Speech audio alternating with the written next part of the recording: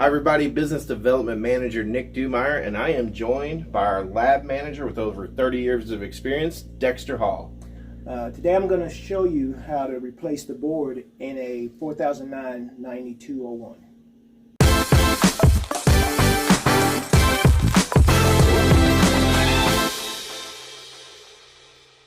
This is the 4009-9201. It's either an addressable or conventional, so it's an optional panel. The address switch is here, and then your option switches are here.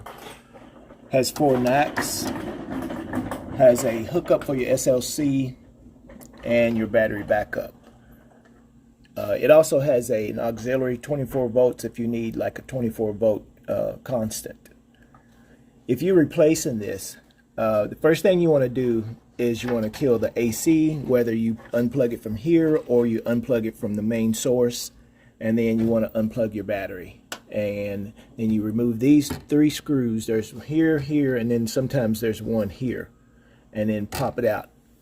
Pull off these connectors and make sure that you remember that these are polarity sensitive. This is your positive and this is your negative. On this bridge rectifier, there's a flat side that tells you that that's the positive and the other side is the negative.